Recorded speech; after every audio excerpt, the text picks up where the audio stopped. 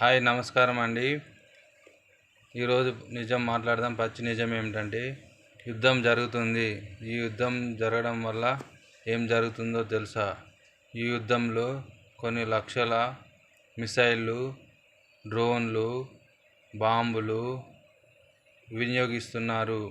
వీటి విస్ఫోటనం వల్ల పర్యావరణానికి ఎంత నష్టం వాటిల్లుతుందో తెలుసా?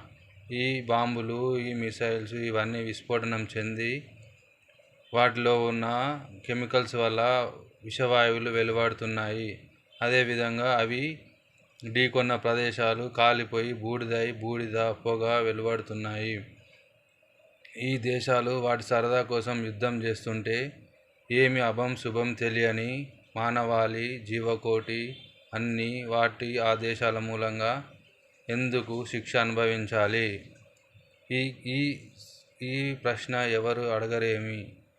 ఈ ఇంటర్నేషనల్ లా లేదా? దేశాలకు సుప్రీంకోర్టులు లేవా? ఇంటర్నేషనల్ సుప్రీంకోర్టు లేదా?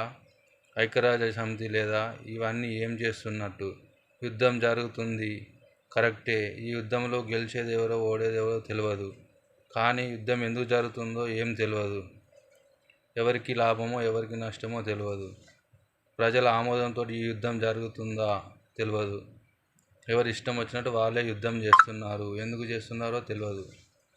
కానీ ఏ అభం శుభం తెలియని పశుపక్షాదులు, వృక్షాలు, జలచరాలు, జీవులు, మానవులు, చనిపోయేవారు, పిల్లలు, వృద్ధులు ఇలా ఎంతోమంది జీవరాశి మొత్తము ఎందుకు శిక్ష అనుభవించాలి?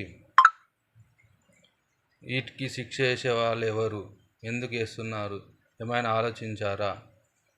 ఎవరు అడగరా? ఇన్ని సుప్రీంకోర్టులు, ఇంతమంది చదువుకున్న మేధావులు, ఇంతమంది న్యాయ నిపుణులు, ఇన్ని వేల రాజ్యాంగాలు ఉన్నాయి. ఇంత ఐక్యరాజ్య సమితిలో దేశాలు ఉన్నాయి. ఇవన్నీ ఉన్నా కూడా ఏమీ పనిచేయలేవా? ఈ యుద్ధాన్ని ఆపలేవా? ఈ యుద్ధంలో పర్యావరణ నష్టం ఇంతైనా జరగడం ఇదంతా దేవుని మీద బేరం వేసుడేనా? దేవునికి మొక్కడమేనా? గాలిలో దీపం పెట్టినట్టేనా? ఇక మారరా జనాలు?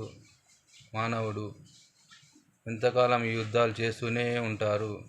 మనం పెంచుకున్న మన యొక్క ఆయుధాలు అన్నీ వినియోగించుకొని ఇంత విధ్వంసాలు చేసుకునేది ఇందుకోసమేనా?